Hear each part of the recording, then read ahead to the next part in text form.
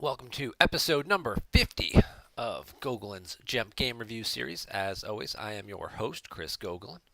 I just need to drop my chair down a little bit there. I moved some stuff around my office, so my camera's a little out of position now.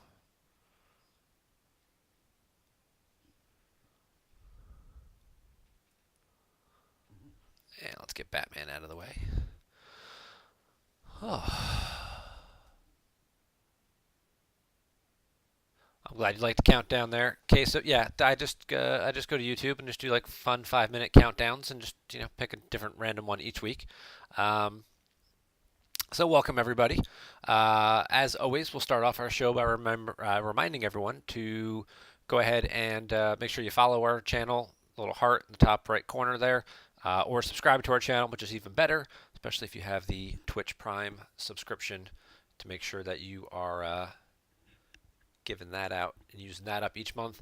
If you don't know, if you aren't familiar with that process, if you have Amazon Prime, you get a free subscription to Twitch. You just have to link your two accounts together. It takes about a minute and a half to do it. It's really not that complicated. It's a couple clicks in this, and then you put your Amazon password in, and ta-da, you're done. And then you get one free subscription a month to use on any Twitch site you want, streamer, and we hope you go ahead and continue to use those for us. Um, some of you, this is what I was doing when I missed the beginning of the countdown timer. Some of you should be getting close to your 6 months of subscribing now. So we're going to go ahead and show off the 6 month foil. I may have shown this one already, but uh, it's the new Ezra Bridger full template foil. This is the one you get for 6 months of subscribing.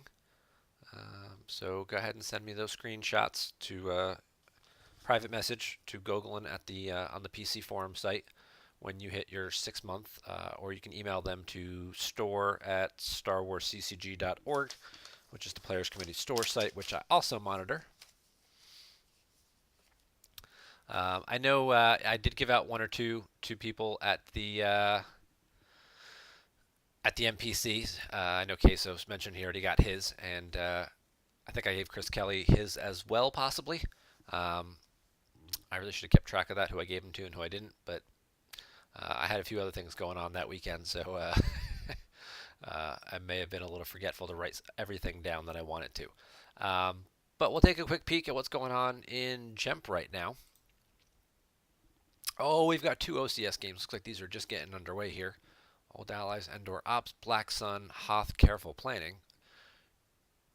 That's probably an EBO deck. Let's take a quick recap of the standings real fast. We're about halfway through the month here. There's only a handful of people who have finished their games already, which is surprising.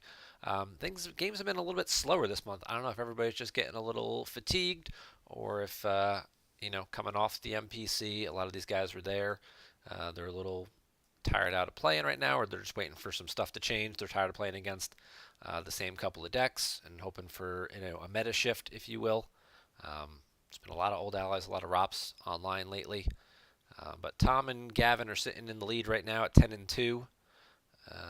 Wise and Steve finished up at 9 and 3. Jared another solid month, 8 and 4. This is your MPC consolation finalist, defeated in the finals by Trevor. This Jared Napolitano there. Silverline played another game here. He's up to 7 and 2. He already qualified, but he could certainly get in here and disrupt some stuff and possibly create an at-large bid. But looks like a couple guys going to try to make a run here. You've got Zlorfik at 5 and 1, Sagnan at 5 and 1, Tom's here at 6-0. So there's still a lot of games left to be played, and a lot of people kind of stuck down here in the middle in this 4 and 2, 5 and 3 kind of range that probably aren't going to make it this month. But of course, obviously, you want to play your 8 games to at least get yourself your 1 copy of the foil, or finish up all 12 to get yourself the bonus copy. I don't know what the foils are yet, and I don't have April's foil yet, so can't show that off this week. But hopefully next week I'll have those from Kevin. I'll have to check in with him, see how he's doing.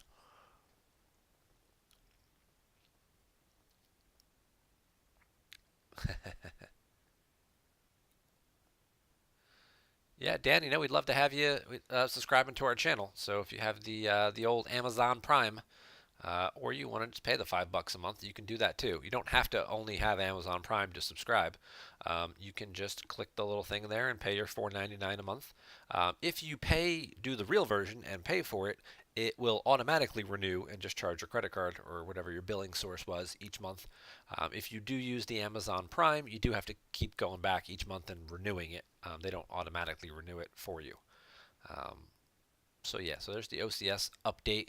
This GEMP thing is still going on uh, with some stuff going on there. And yeah, let's hop back in. Let's take a quick peek.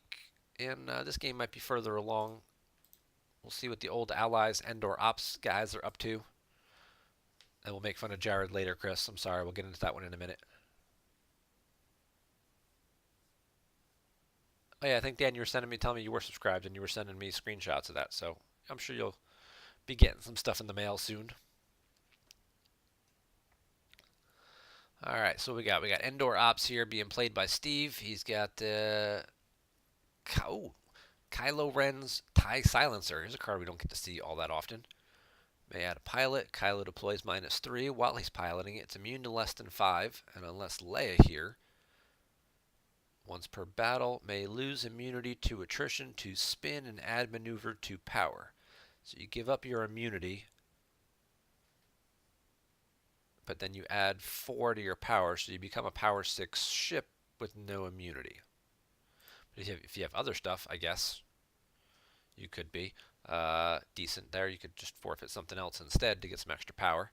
But it looks like these guys are probably going to be in some trouble here as they're going up against a Rogue One that has a Poe, a Wedge Red Squadron leader, and one of them's got a Rebel flight suit on it. But fortunately, looks like Steve had a barrier, so he's going to... Yep, he barriered the ship. So he's going to get himself off the hook a little bit. And he could possibly just move himself away. Can he move away? No, I think only has hyperspeed 3. It cannot make it to Endor. So he would need to find himself another system in between. Otherwise, he's going to get beat up pretty good because this is drawn to Destiny and canceling one because you've got Wedge with the rogue pilot. So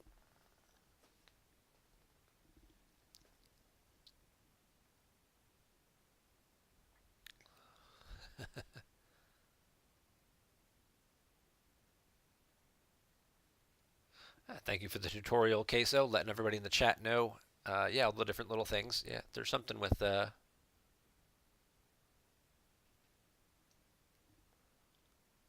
different little icons and whatnot.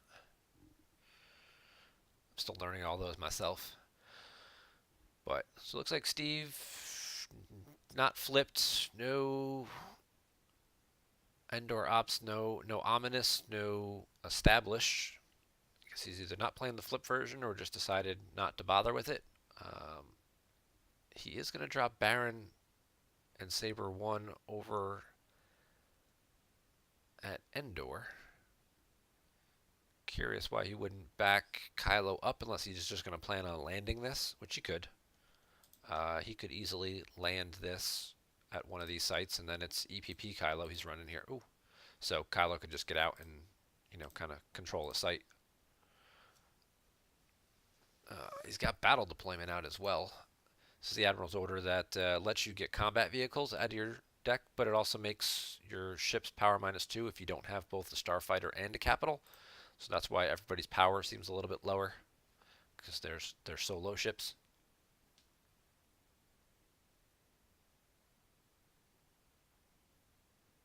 Oh, I guess he realized. I guess he just realized it can't move away. It's too far. Reading through the chat, so that's going to be awkward. Let's do that for a minute.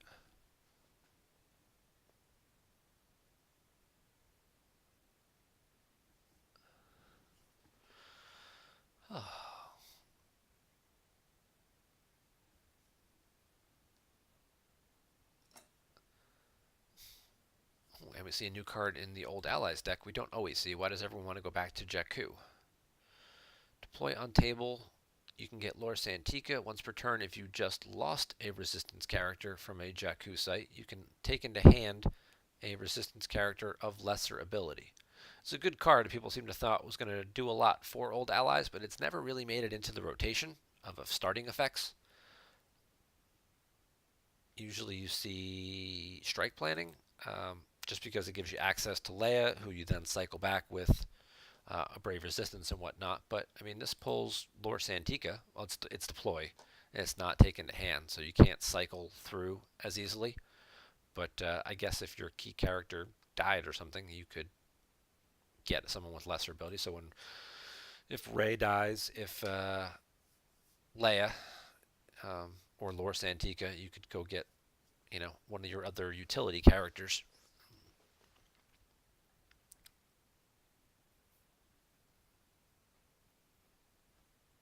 And he will go ahead and get Rey back by putting his Walkling out of play. We see the Falcon here at the site, so obviously this must have taken some battle damage early. It's in Starfighter mode, so either he never went to it. Yeah, I'm kind of curious to know what the heck happened there, because we're on turn 3 here. See if I can go scroll through the chat and read. Maybe he just never did a quick turn setup. Alright, so there comes Solo.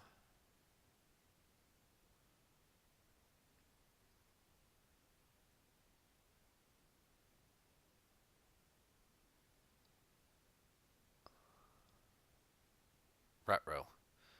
Draw their fire. That could be problematic if he's going to battle Kylo. Oh, Ties can only land at docking bays. Yeah, he couldn't land the Starfighter. Just thought about that. Ties require special equipment and can only take off or land from docking bays, unlike regular starfighters, which can take off and land at any exterior site.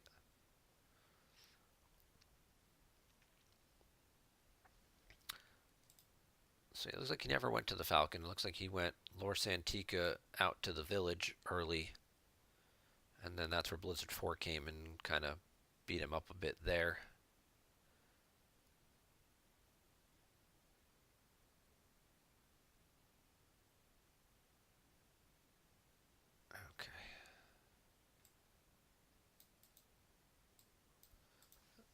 All power to weapons. To add 2 power, that's going to get canceled using the once per game text of the Rebel flight suit. Once per game, characters piloting cancel a non-immune to sense interrupt. He does add... Oh, ouch. He does add the cancel the immunity, do the power thing we talked about earlier to get himself up to 6. But that's going to be pretty brutal. That could be game right there. That's 12 in total battle destiny. He's got 1 force left. If he has a Gick, he could play it. He's going to spin to make sure he gets a 4. Okay. But Steve's still down quite a bit here.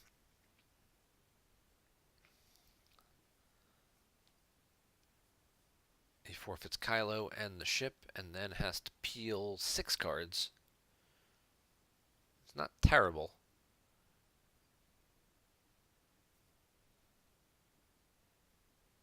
He did have another barrier.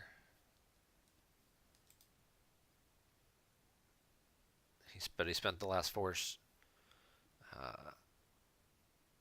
on the short-range fighters combo rather than risk drawing. What would he have drawn? If he had drawn for Destiny, he'd have top-decked Tarkin, so it would have been a 3 instead of a 4. It's not so bad. He could have barriered the Tantive. Probably not worth it. Although you never know what else it was coming down with, so that might have been a better move.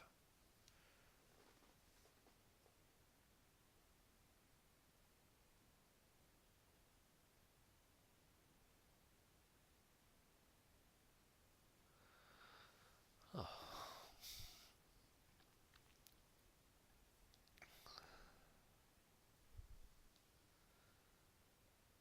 But even after that, taking a beating, they're still pretty even right now.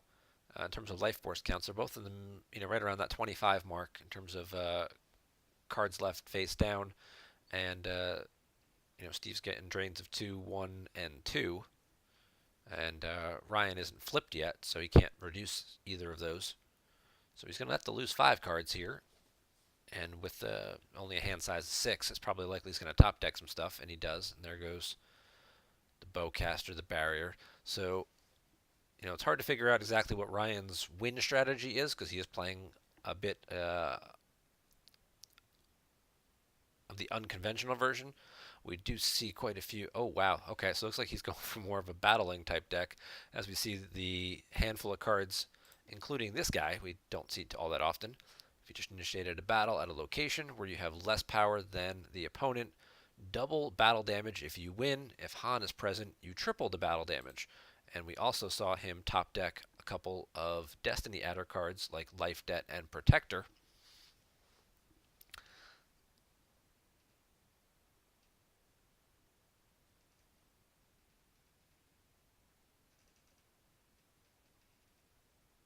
And he just dropped Maul to try and battle the Falcon.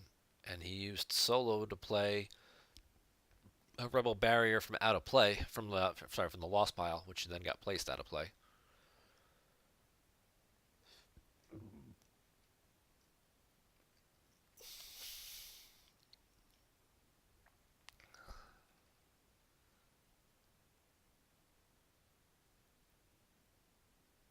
Yeah, I'm not sure what he's got going on.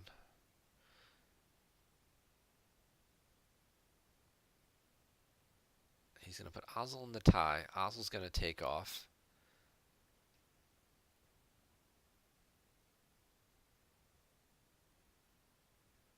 He's going to move Piet away. Back to the non-battleground. I guess I'll shuffle these guys over and whatnot. Steve's kind of run his hand down pretty low here, so Brian doesn't have to be too overly concerned.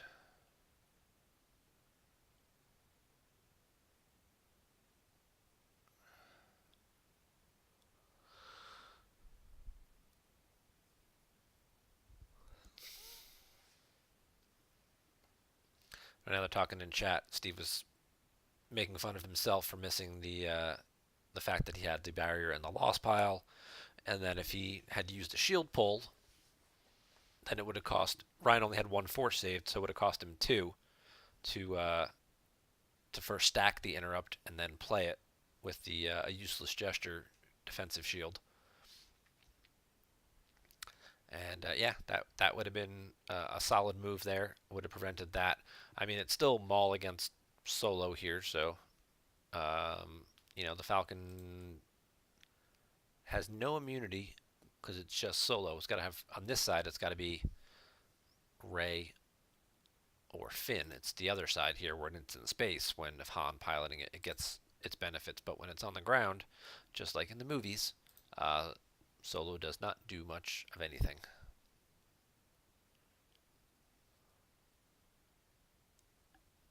So he'll fish out the Rey that he retrieved the turn before from the bottom of his deck. Finally get her onto the table. He'll have 2 cards to pick from his used pile. Usually you want to do that after you spend a little bit more force, but he may not have, with only like a 4-card hand, he may not have much else to do. So he's probably hoping maybe he got lucky and top decked, spent some useful cards. You can also use her text here, which he just did, to draw the bottom card to get himself. So he got 2 cards into hand through this trade there that hopefully gives him more to do, because otherwise, right now, it's just going to be shuffle, shuffle, flip. I think if he didn't really do much of anything else, even still, I think probably just a safer play is just move the Falcon over to here, move Rey to this site, and then you could flip, and then you're getting drained for 2 and 1 because you could reduce one of them, or you could drop Lando. I mean, he seems like he wants to battle, but kind of getting a bit outpowered. Even with the extra Destiny from Lando, it's still 19 to 6.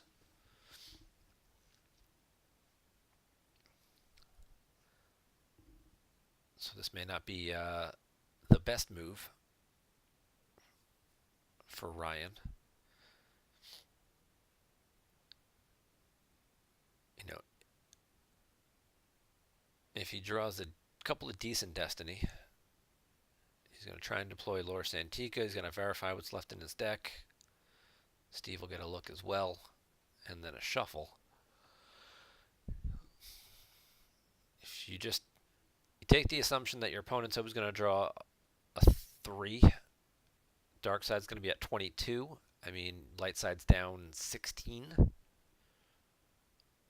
So it's like, what could I possibly draw that's going to, with 2 Destiny, that's going to cover that? And, you're not going to clear the site with 2 Destiny. You might make some endgame, getting rid of Min or Maul here.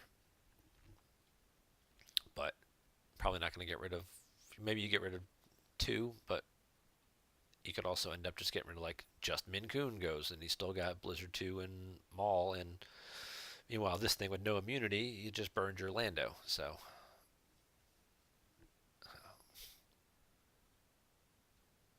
we do get Min's text used, which is once per game, use a force to place opponent's just played interrupt out of play.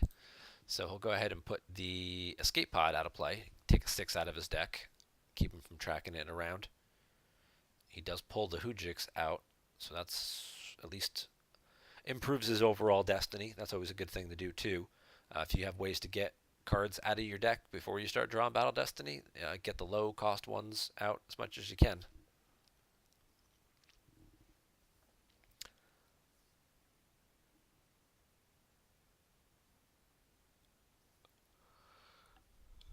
He's going to risk it. It's a bold move. But maybe he had some solid destiny in there. Can he draw 2 5s? Oh, 5 and a 1. So that's a 6. That'll get rid of Maul. And now it's 23 to 12, and he's down 11. So it's going to be Lando, and he's got a peel 4.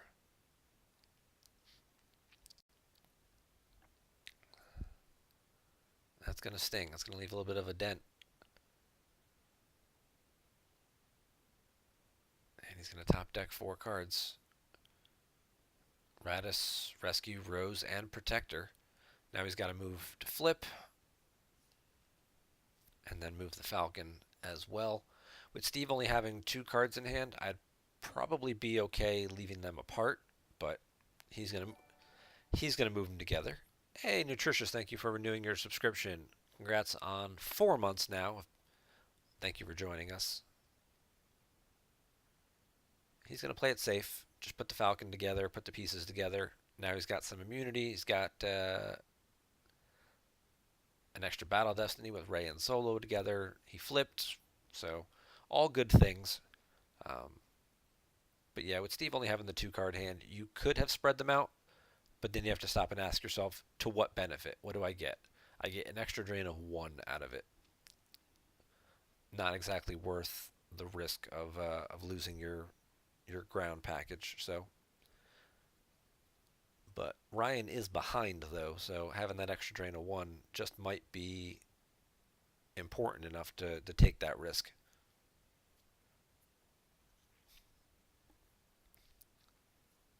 As he's going to peel 3 cards here.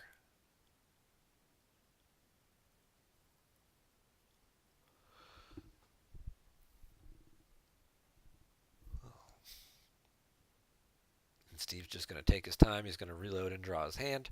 He doesn't need to do much else right now because, again, he's draining for 3 a turn. Ryan's only draining for 2, 1 and 1. And he's ahead. 15 and 9 is 24 to 15 and 4, 19. So he's got a 6 card advantage. And he's doing 1 extra point of damage per turn. So no need for Steve to really force the issue, to chase him around. He can just take his time, make his opponent be the one to change the game state. That's always the thing that newer players, they feel like they need to be doing something every turn, and sometimes the best thing you can do is just do nothing. Um, you've got a lead, sit on it, run out the clock.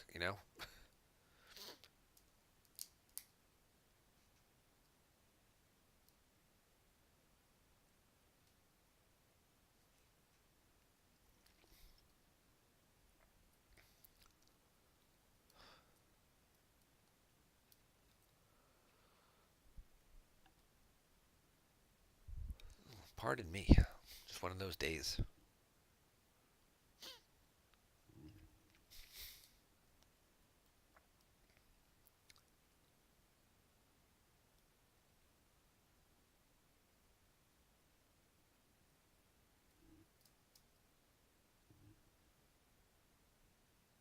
All right,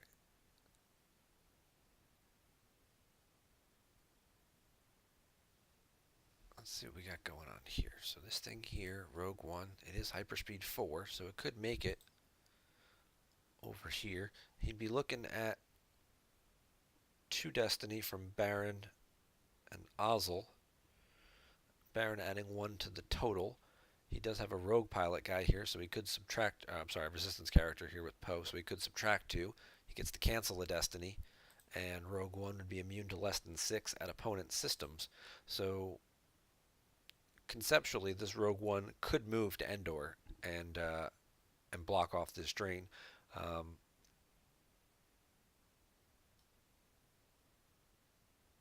if he was going to do that, that would have been better off to do it when he had a smaller hand. Now that Steve has reloaded a little bit, obviously there's the risk of him having a third ship.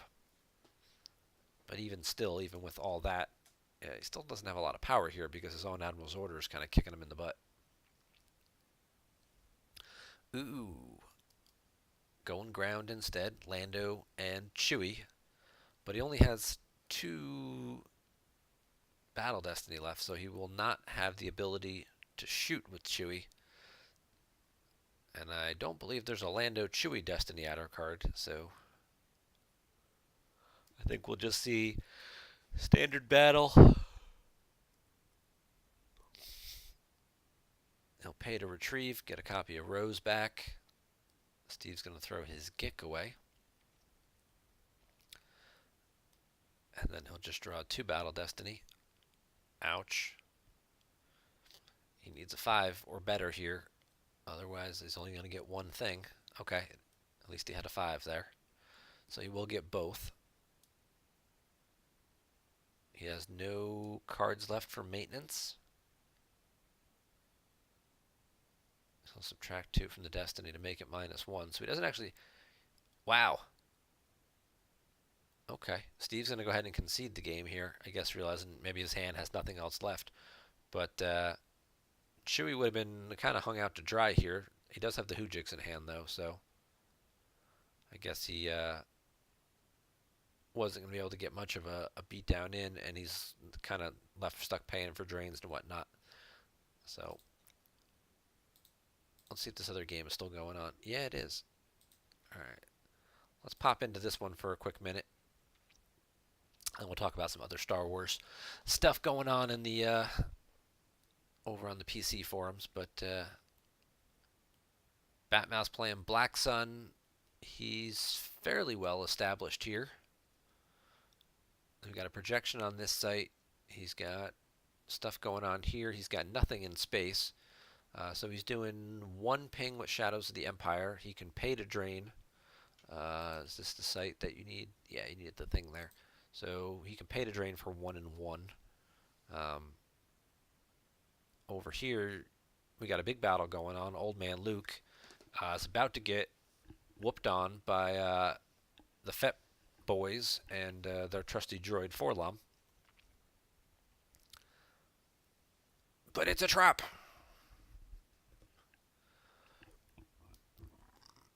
He had 4 force saved to cancel the battle. Excuse me, even with the first strike, which I think was just played. Just going to scroll back through the notes here.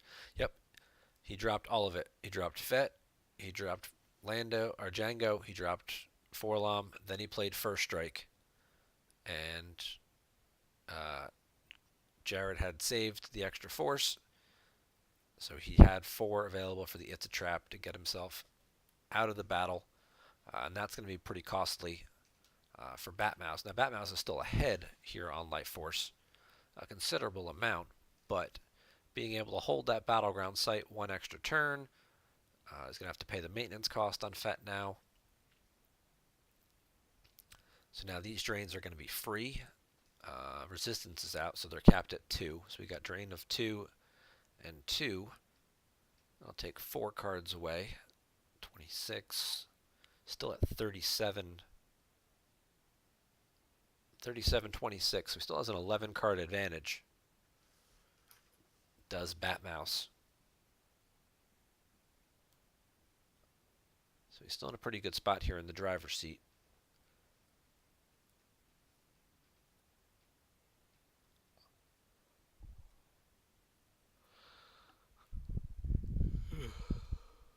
EBO is certainly a deck that has grown in popularity in recent events. We're seeing it more and more. Different versions, slightly, as we see obviously with this Luke here. Isn't one we normally see. Some of these other ships too, with Redemption. Sometimes this is the Virtual Redemption, which gets you a pilot back from your lost pile. So it helps you get a guy. That's always comes in handy. Only Rebels, though.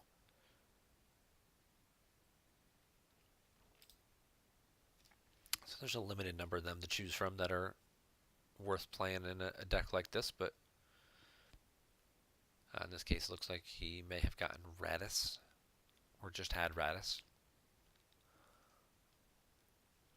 You got Ray on a Corvette with Haven, so you got good power at both systems, especially at Hoth. Well, Hoth is pretty much untouchable at this point. He's got very high forfeit, multiple battle destiny, great power, and this thing subtracting from weapon destinies as well, so not a lot going to get through this. It's going to take multiple turns to do it, and I wouldn't expect Batmouse to really want to go to space and deal with that there.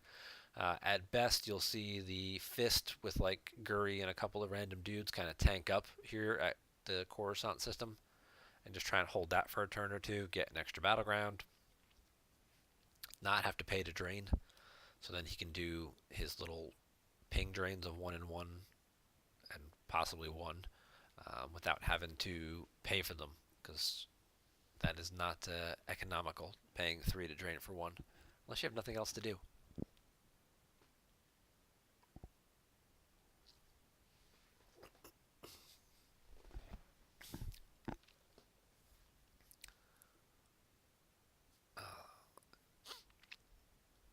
There we see Black Sun's key card.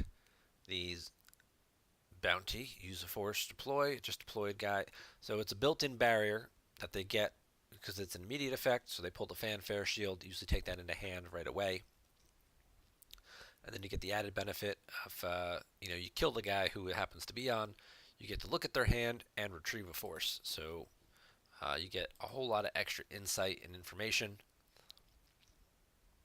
as well as a good amount of a little bit of force retrieval as well. Might get a key card back depending on the order in which things happen. Probably the guy who just started a battle to kill that person, but because you'll forfeit first if you initiate the battle, which is usually what you do after you barrier someone. You then deploy extra guys and then battle them and try and cause some damage and some overflow. You forfeit your guy, they lose their guy. Along with the bounty, you retrieve your guy that you just lost and look at their hand. And then you know exactly what to do against them the following turn until they start drawing from their pile of force.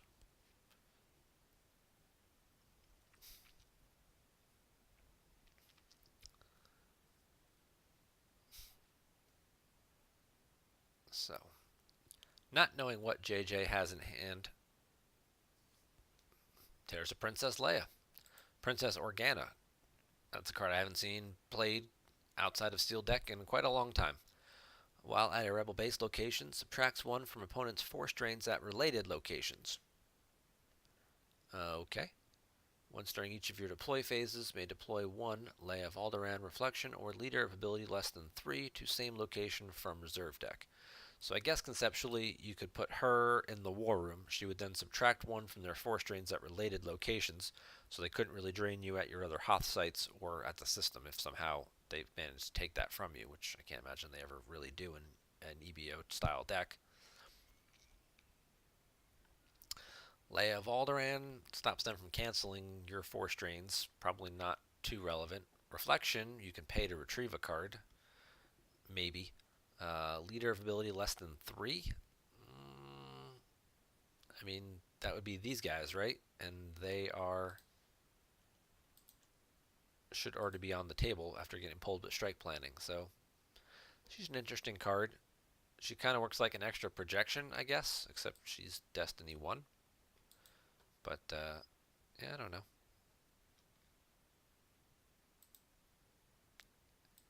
It's an odd card choice, but it appears to have some functional.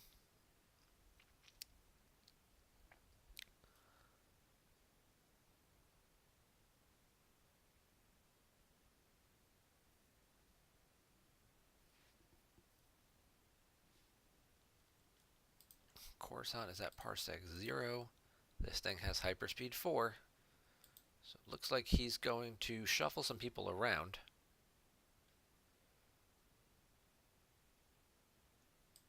Is this Luke a pilot? Last Jedi Luke. Last Jedi Luke is a pilot. Okay.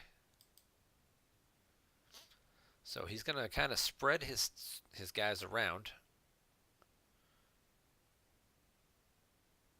So he picked Luke up, moved the Corvette to Chandrilla, ship docked, moved Rey over to the Redemption, and moved that to Coruscant.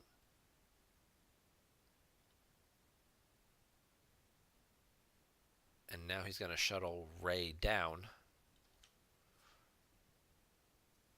to give Yoda a little backup after moving Yoda out of the underground site to the exterior site. We could see a Force Lightning, but Yoda cancels that, so that's not really a threat. Cancel Force Lightning. But Batmouse does have 9 cards in hand. Most of his good characters are over here, though. So that's not...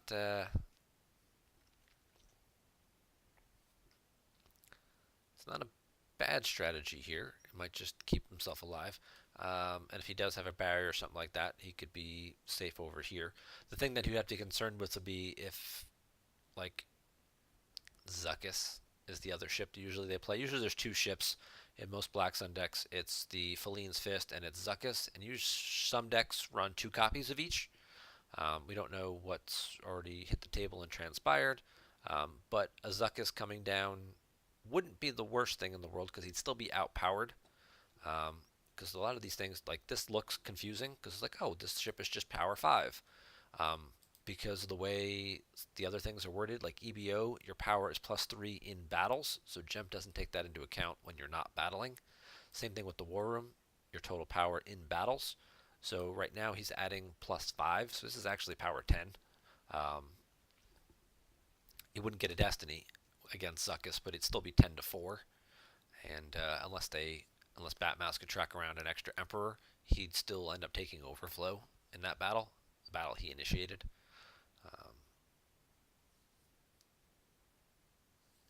But now he is going to get some extra information with Luke having to go up and away from these guys for a turn. That did flip the Black Sun objective. So that gives him the opportunity here, once per turn, place a card from hand in use pile, peek at cards in your force pile. So you look at the cards in your force pile, they stay in the same order. So you know exactly what you need to do this turn, how much force to spend, where all your good cards and stuff are. So you're like, oh, I need that card. I need my Zuckuss. Well, he's the 7th card down. You're like, all right, well, I can spend 6, and then I can draw him. And if you do the Shadows of the Empire, which lets you draw at any time during, once per turn, you can time it right and space it out. Deploy Guy, then draw a card, and then deploy more, all in the same turn. in that same sequence. It all becomes a matter of timing. That's why Black Sun is one of the harder decks to play because there's so many things that are related to timing and doing things in the proper sequence and proper order. We just saw him also move Jasper. That's on the front side of the objective. People often forget about this text. Remainder of game, aliens, blah, blah, blah, blah, blah, characters. During your control phase, each of your bounty hunters may make a regular move to an adjacent site where there is a bounty. So his bounty hunter, Jasper, moved to here during the control phase. However, he could have force drained if he wanted to. He could have paid 3 to drain one and then moved over, but he doesn't want to spend that force because he knows what he's going to do with it, and he's going to battle people. But you could conceptually force drain, then move him to where the party is, and then fight with him.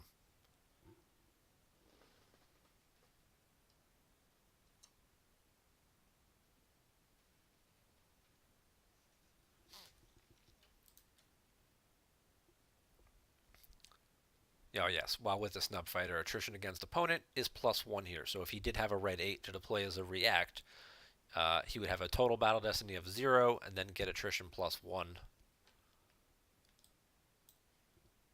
if he had that as a card in hand.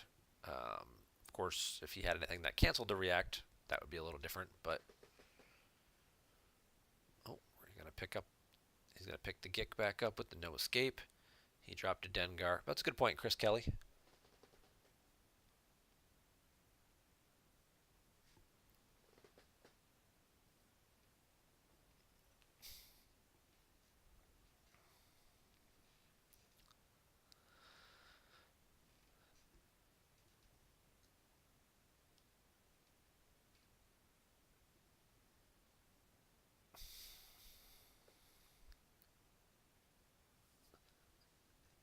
Did he peek at his cards first? He did not. He's just going to go ahead and battle.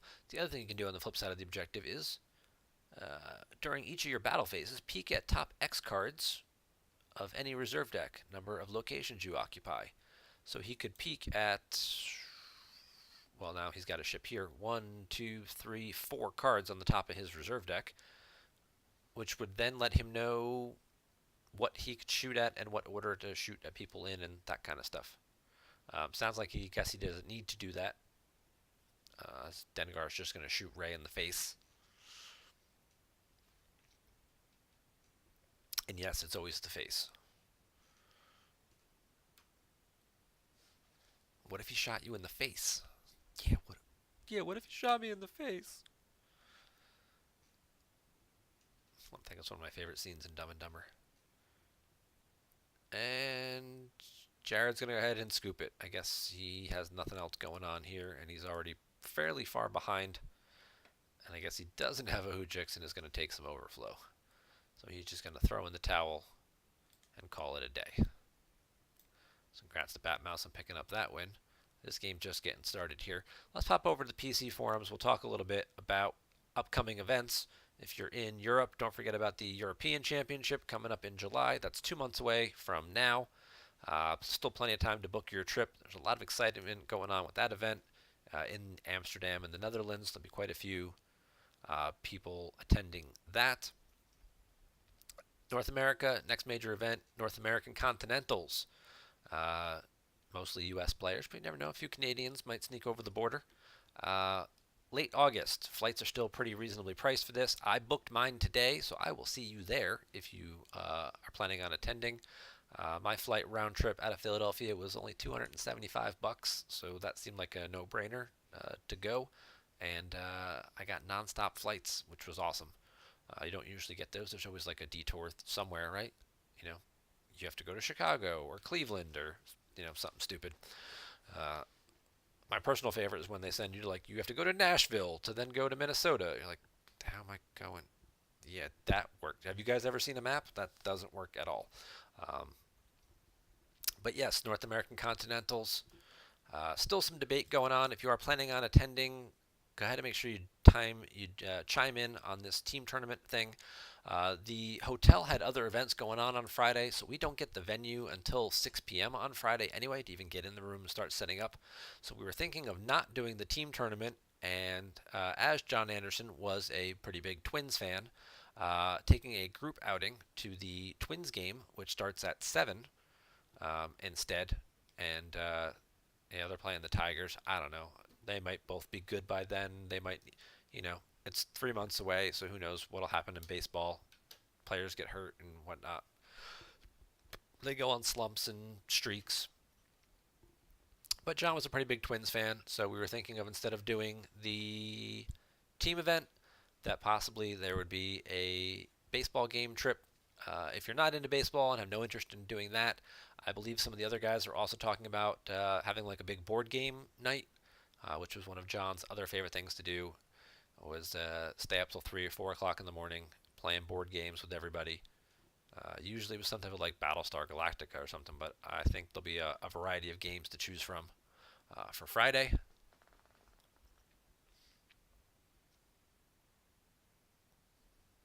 Well, Dan, we hope your interview goes well, and we hope to see you in Minnesota. And as for the rest of you watching, I know some of you have already committed to going, and hopefully the rest of you will consider joining us there as well. Should be another great day, and you know, standard 8 game main event style tournament on Saturday. Top 8 cut, play on Sunday. Sunday consolation event for everybody who didn't make the cut. Should be probably like a 6 game Swiss differential tournament. Pretty standard stuff. But this is our big event of the summer here in North America. And then you got the World Championship still coming up here at the end of September over in Germany. Um, but that's the big stuff going on there. Um, we do have another OCS game. You know what? I think I'm going to save this game link because it doesn't. Uh, we're going to save that one. We'll pop into this game for a little bit and just kind of review what's going on here with this OCS game.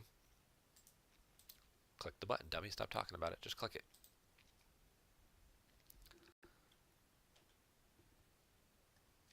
So we got Taco Bill playing Ralops, taking on Mall 1985, who is playing The Prophet.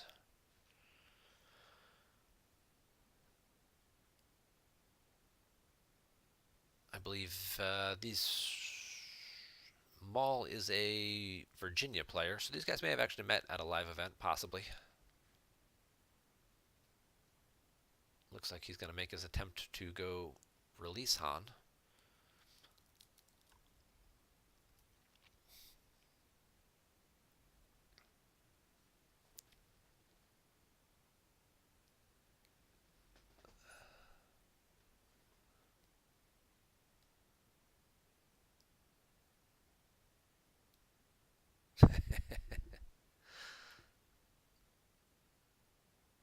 Yeah, we'd like to get 45, 50 players in Minnesota. I know the Minneapolis group will have about 20 locals between uh, the regular players and all their local events and things like that. They should produce probably about 20 players at the tournament. So if we can get 25 to 30 out of staters, that should I think we can easily get the 50 players for continentals here. When we had Worlds there a couple years ago, we were in the upper 60s. So I'm pretty confident we can get at least 50 to for North American continentals. Could possibly get to 60 or more, depending on who else is available to travel. I do know that at least one other Hall of Fame committee, Jonathan Chu, has said he will be in attendance. So that should certainly be someone who is always a likely favorite to win every event he's at, but you can't win them all. So that shouldn't stop you from coming and playing too.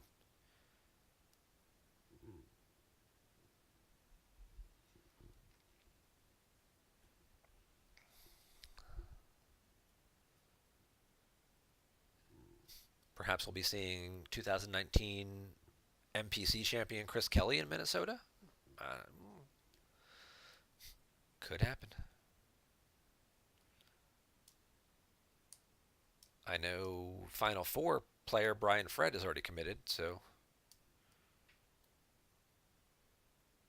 and he never travels alone, so I'm sure he'll be bringing a couple of guys with him. So early stages of this game here.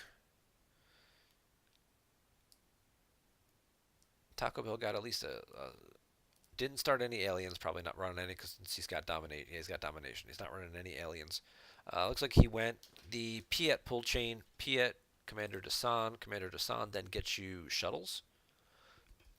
He can get you Vader shuttle or the Emperor shuttle, which is kind of what people use to set up their space fleet. It's a solid pull chain, easy way to start the deck. Endor shield for the Admiral, rest order for the docking bay, Piet nice and cheap, and Desan right behind him. Um, you pull your ships, and then you can kind of ship dock this, or docking bay transit these guys over to this docking bay to give you your third battleground and flip. Kind of the way Imperial Entanglements used to do it. You put Piet down, you use Piet and pull somebody else,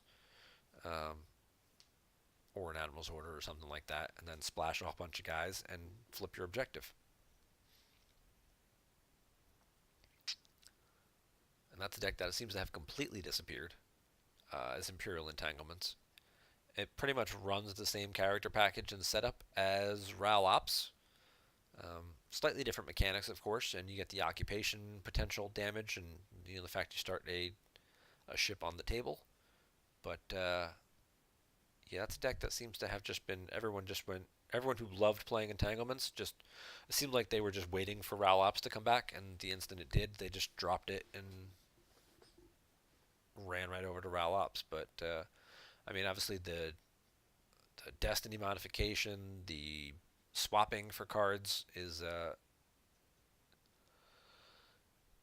certainly very advantageous as opposed to the mechanics on the entanglements objective, which did get also neutered again to take out the trooper version. I'm waiting this to be till we get a trooper ROPS version. We'll see a first turn flip with a bunch of random troopers, and just play like five, or just play like all the sites, and just do like a trooper drop Ral Ops deck. I'm sure with Imperial supplies and trooper assaults and reacting, point mans and whatnot to move guys around. It's probably too card intensive, but it could be a thing. I'm sure someone will take a crack at it.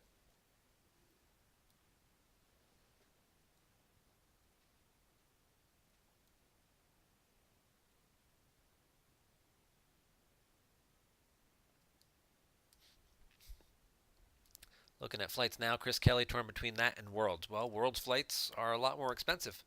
I know the cheapest flight I saw going to Germany was like $800, courtesy of Aer Lingus, which, as far as I understand it, is not your standard airline. It's more of a one of those discount airlines. But regular flights are like $1,400, at least for me. Um, so that always makes it a bit more challenging.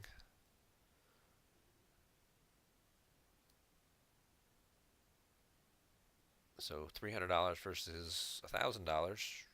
If money was a concern, uh, that would be an issue there. Of course, since it's only like not that much more, if you have enough money to do both, you could just do both. I know it's the time off of work and stuff like that. That's always the harder part. Too many cards, Tomas? Yeah, I kind of thought it would end up being that way, trying to play like a trooper ROPS. You just put too much stuff on the table. ROPS already puts a lot of cards on the table, so and then not starting, Jesus. While I'm over here talking, Casey's, I think it's his name. Casey's over here. Maul's over here. We'll say deploying the entire rebel party to the audience chamber and freeing Han with every person imaginable except Chewie. I think Chewie got left out. We got Luke, Han, Leia, Lando, Rey, Anakin, Padme, and BB-8. So he's got power 30. He can. Leia's got her gun too, right? Is that her gun? Yes. That's her. I want that. Click on that card. There it is. Okay, so that is her gun. So that'd be a drain of 2, which ROPS is reducing to 1. It would be 1 ping from the profit objective, and then BB-8 would also do 1 ping damage because he's with a resistance character. So this right here is 31 power. That's causing a total of 3 forced loss per turn.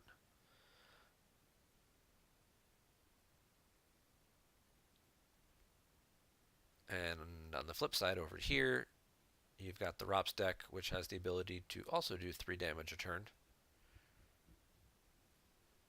It would just have to spend a lot more force to do it.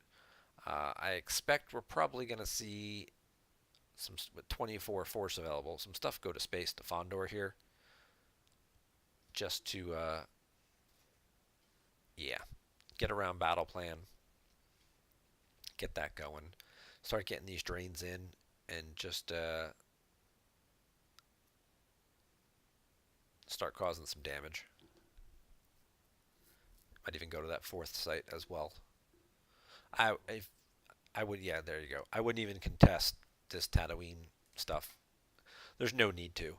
You're not going to get through 31 power, so don't even really bother trying. It's not worth the commitment to commit, 5 or 6 characters and weapons and stuff like that just to try and get through these sites and whatnot.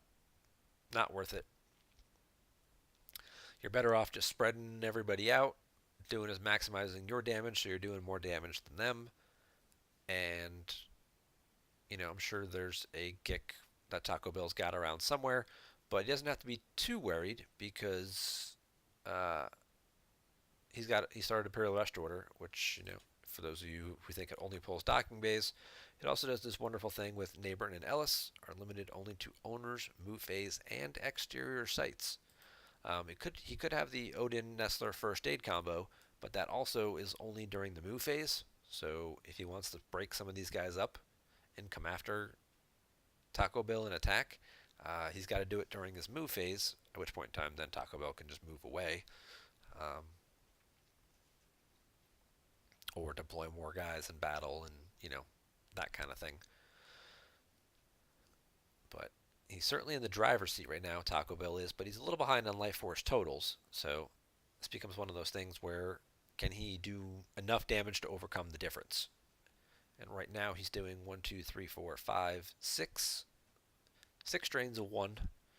So he'd be doing 6 total damage, while his opponent is doing 3 total damage between the objective, the BB-8.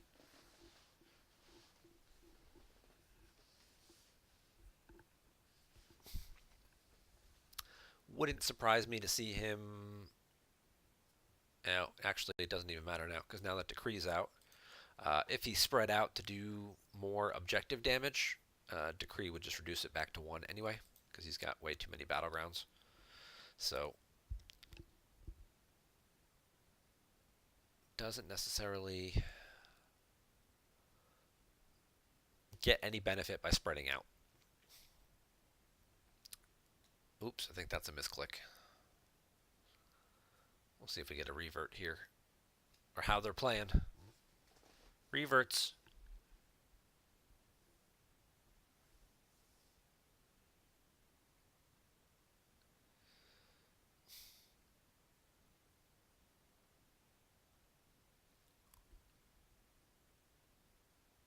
Yes, we did split cash. We took $300 each from the NPC, split the prize pool right down the middle, and that $300 was just what I needed to pay for my flight to Minnesota. So just, kind of paying it forward and free rolling a little bit.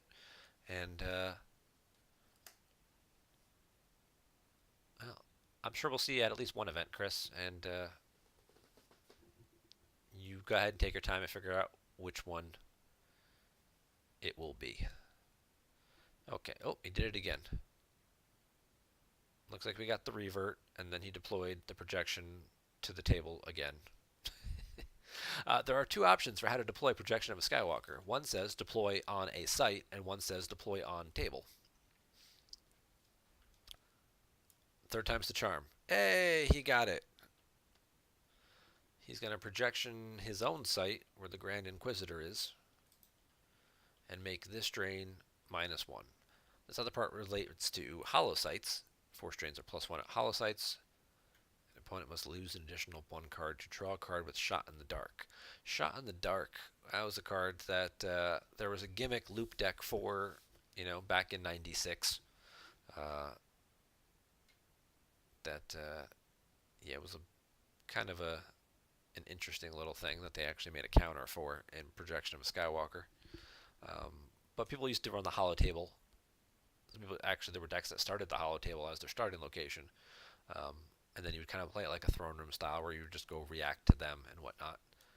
So projection, since it was 2 dotted, you could put one of them as a character at the hollow table with its 5 power, 5 ability, and then slap the other second one here on the table, and then you could drain for 2 at your hollow table. And then Special Edition came along, and out came Chimera Big Coward, and it was like, oh, now I can't drain there. So it was good. It kind of eliminated some of the cheese decks, things like that, Dagobah and hollow tables and all that kind of stuff. So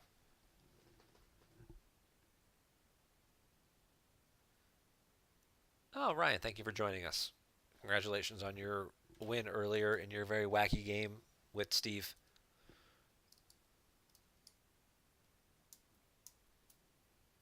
Yeah, that's the one that happens a lot because they look very similar. When you click on it, it says deploy on a, and you're like, oh. And it's like, no, it's deploy on table, deploy on a site. And I think deploy on a site is the second function of the card. People just click it once and take the top option, which is the one to deploy on table. So Maul does move a couple guys over, but he's not getting anything out of it. Um, because his drain is reduced from the objective, and his extra +1 objective damage is reduced by decree. So these 3 guys moved over and didn't really get him anywhere. Now, these 3 guys could eventually move to here, and then he could move some of these guys to here and kind of trap this Grand Inquisitor.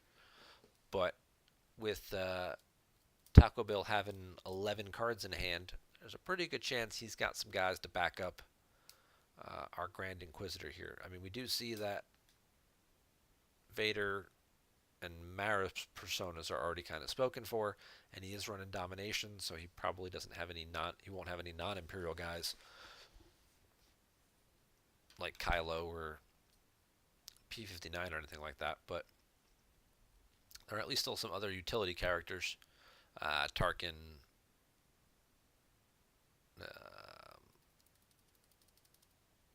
The other guy who draws by himself, Lieutenant Commander Arden. Thrawn should be floating around somewhere. Possibly Blizzard 2 and Veers.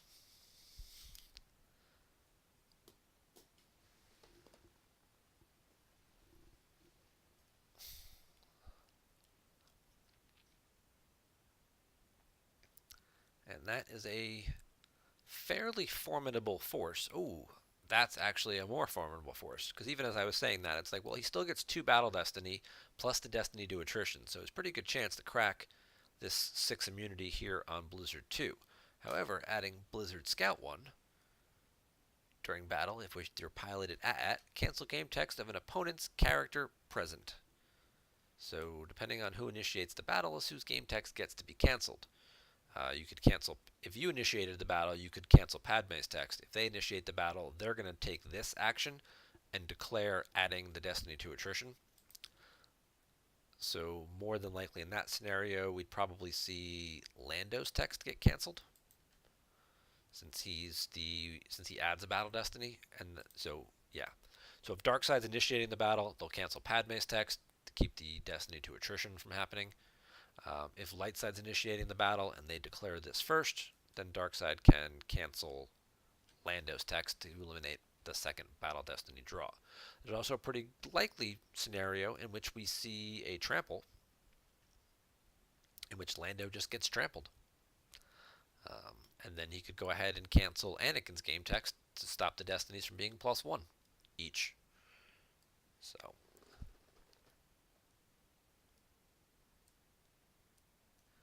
definitely didn't go according to plan. No, that game seemed like it was all over the place, and didn't really know where Steve's hand was at or what he had going on there, because there were a few interesting plays with you know deploying Baron and the tie silencer not being able to make the move, and yeah,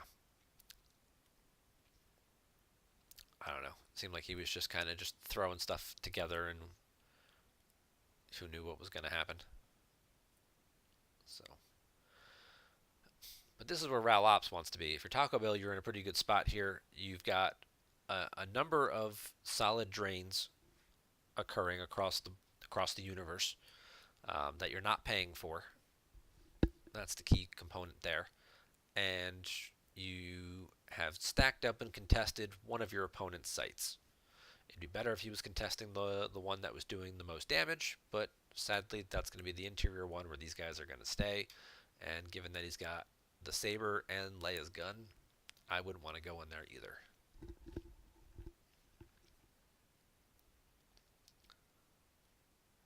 So he'll get his 3 little ping damages.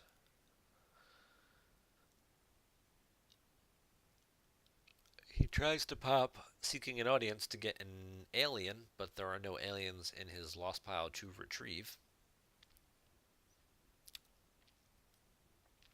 So that would be a minor misplay there, wasting your once per game when you don't have anything going on.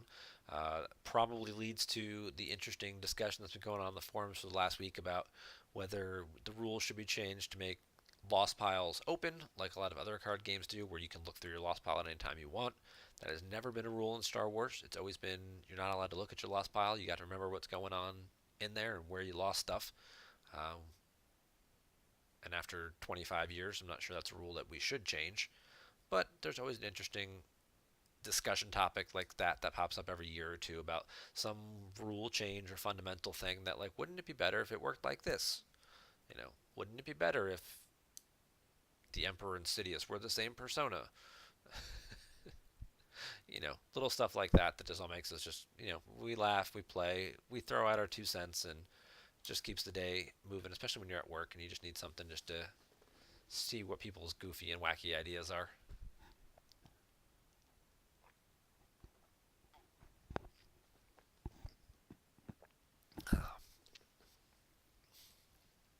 So we do get the battle.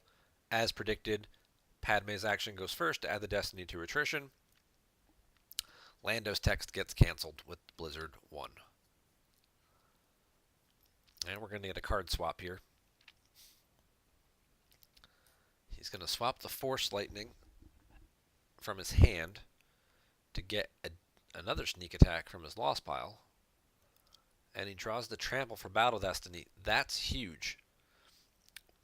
Not because it's a 4, and it adds to his total and gives him a total of 12, which is going to clear out 2 guys. But getting the Trample in hand, getting the Trample to the bottom 2 cards of his reserve deck lets him know exactly where it is so he can take it into hand with Blizzard 2. Since he drew 2 4s, he would then know that the top card of his reserve deck after the Trample is also a 4.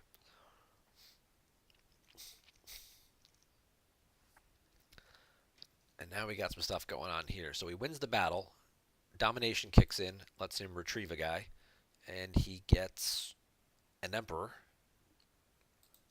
And then Anakin has to die. So then the Grand Inquisitor, who's your 3-month Twitch subscription foil, the Grand Inquisitor, says if Padawan just lost from same site, opponent must lose a force. So then he has to lose a card for losing Anakin.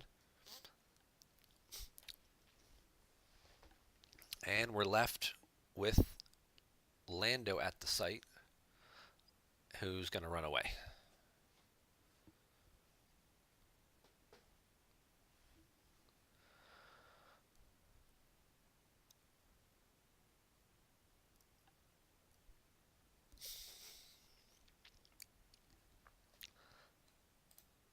So all that happened. Darkseid lost.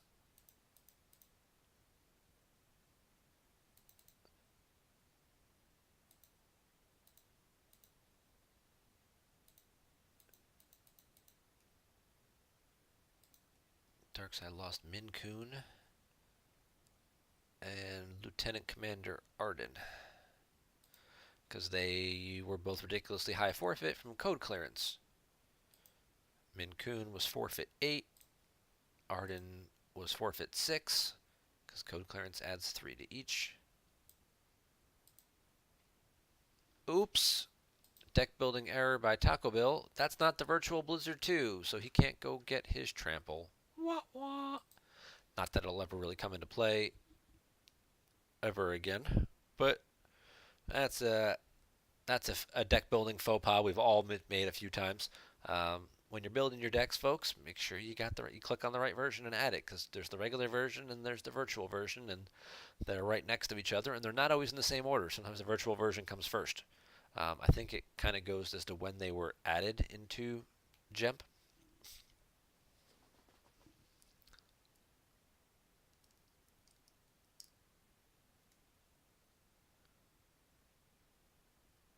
Wouldn't it be better if we brought back Queso on the Hollows Eater show? Yes, yes, Queso doing the Hollows Eater show. That would be a great addition to our PC content. So instead of just having me here on a weekly basis, you'd get some other people and their other insights, and then I could be a spectator, and then I could participate in chat like you guys are. That would be fabulous. I know he was looking for another co-host, and I believe he was talking to a couple people at the MPC about setting up a little schedule and getting something done. But here we are 3 weeks later, and I don't see any new shows going on yet.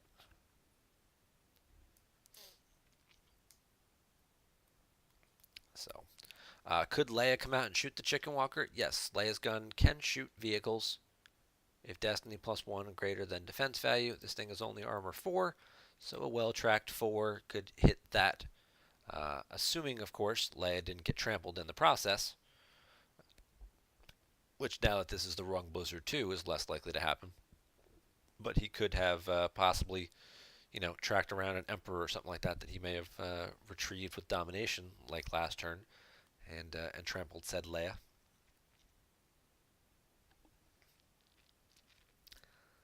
So, yeah. But quite a few cards in hand for Taco Bill, so he only has 15 cards left down. So on paper, it looks like they're fairly even though we can look at the board state here and see that Ralops is quite a bit ahead. But that is, Profit is still just doing its tiny little damage, which does add up. It's 3 points damage a turn.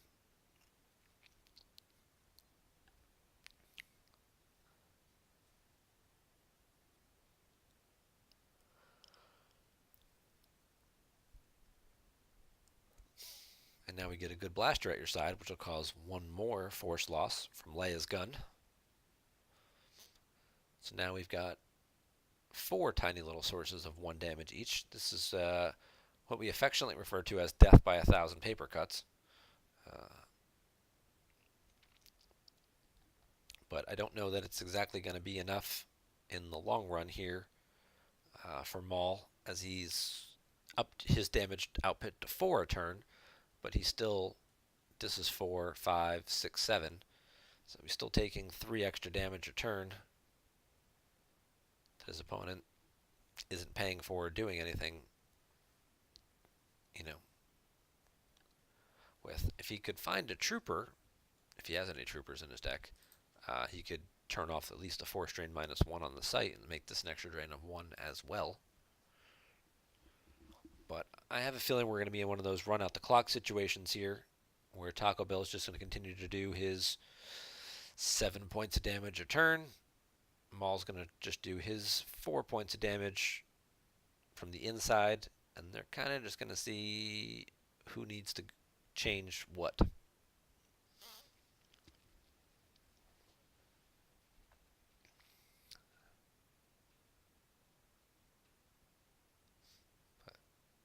Yeah, this will be our last review of the evening. And we'll call it a night after this game. As always, we thank you guys for tuning in tonight, participating in the chat.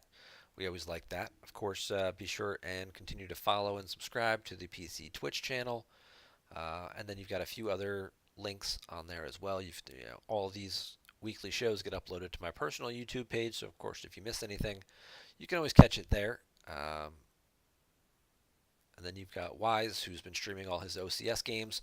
I think he's done for the month now. I think we looked at that earlier, and he just got his 12th game in. But you can check out his replay links and stuff like that on his Twitch channel for the next couple of weeks. And Dan has just started doing some streaming as well on his own YouTube channel. All of those links are below on the main Twitch screen there.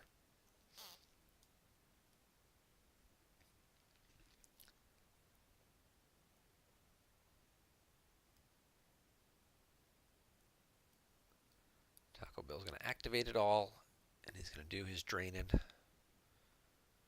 see who he's got left.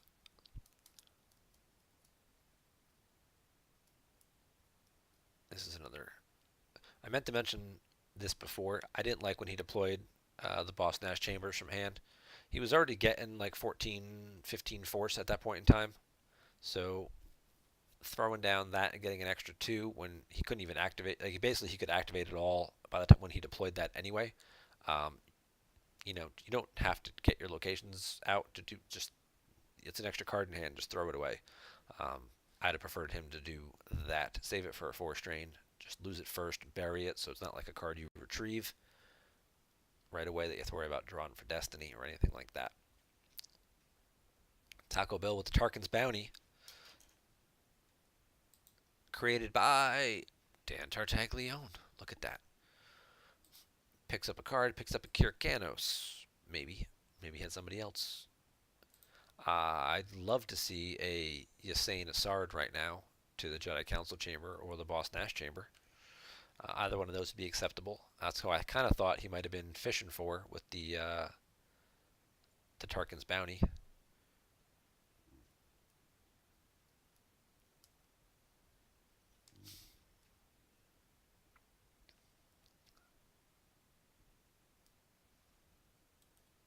That would just kind of put things even further out of reach. I think he's, I don't know, at this point, I think he's just trying to spend some force. I think he activated too much. He activated everything so he could have the maximum number of options from the Tarkin's Bounty. And now that he picked the card he wanted, now he has to make sure and find ways to use some of that force. That way he's got enough cards remaining in his reserve deck for Destiny draws on multiple locations and whatnot. So now he's just going to flip-flop some guys, paying the appropriate cost to do it just to move some of those cards around and put them back in his reserve deck.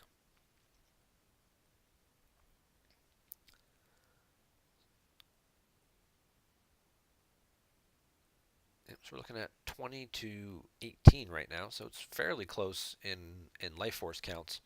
But again, 7 damage a turn versus 4 damage a turn. And Maul does have to at least pay 3 to do the drain of 1.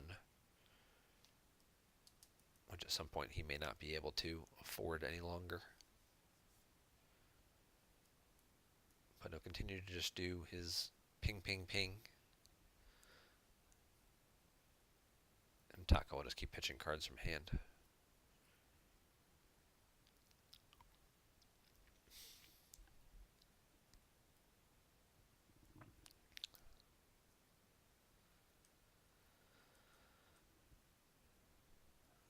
Yeah, if you're a Maul, you have to recognize at this point that you are behind. And you're going to come up just short. It's going to be a close game. If you were in a match play situation and you're thinking to yourself, okay, I'm probably going to lose this game. How can I, minimize the damage or the loss that I take? Then keep doing what you're doing for another turn or two, and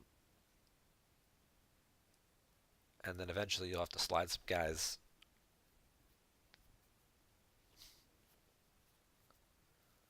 to block that drain at 2 to try and squeeze out one more turn of damage on your own. But you can certainly keep it down to a single-digit loss, which I think some people would be perfectly happy with.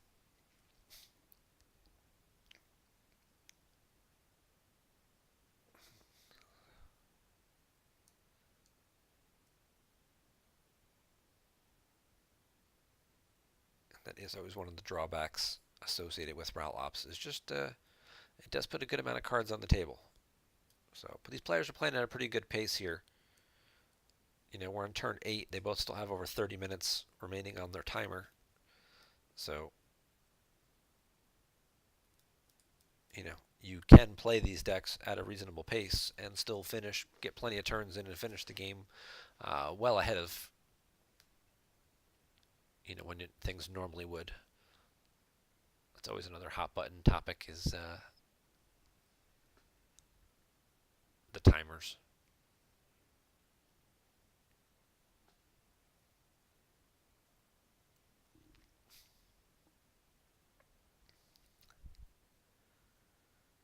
So yeah, I'm gonna make my prediction and we'll say Taco Bill by 7 if they play it out. I don't think they will play it out.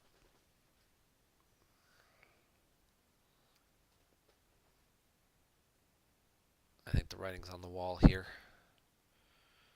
as he just hit him for 7 more. So we've got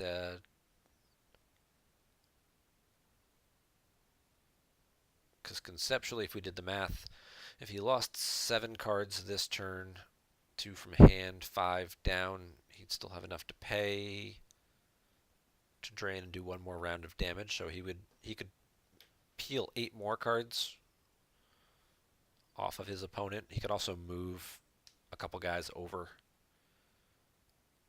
to block this drain. The downside to that, of course, though, is that you let your opponent retrieve a card when they battle you with domination, so you have to be careful of that too. It's like you're moving to block a drain of 2, but you're giving your opponent back a card as well, and giving them the ability to swap out something in their hand, possibly get a used interrupt back, which then they could also cycle back into their deck.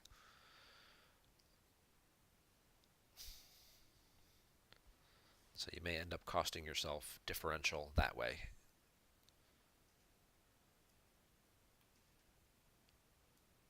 Yeah, Taco Bell's just going to empty his hand here of all the stuff he doesn't really need anymore. Oh, he did top deck a card. Yep.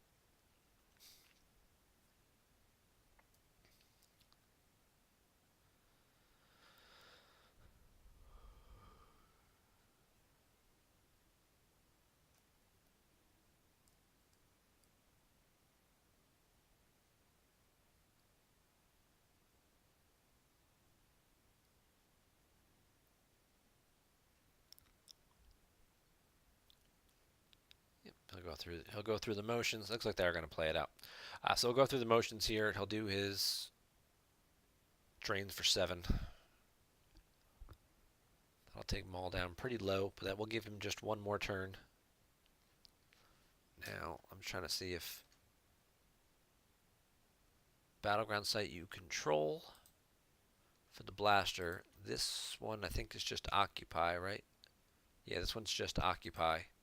And BB-8 is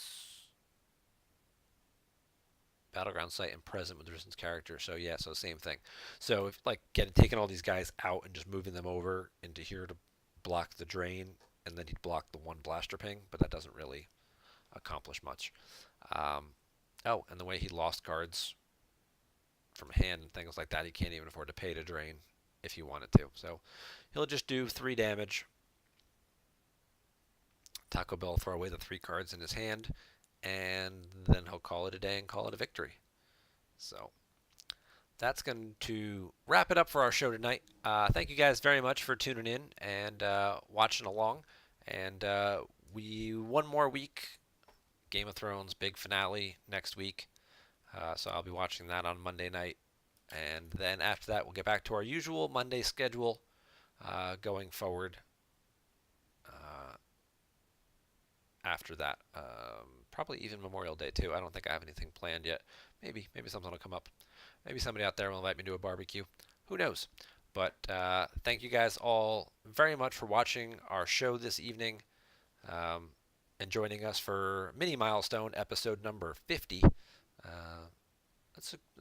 I'm happy with that. We'll get to 100, and then we'll have balloons and confetti and maybe even a cake. Like, bam, GEMP show number 100. But we'll see you guys back here next week. And thank you guys for watching. And have a great night and a great rest of your week.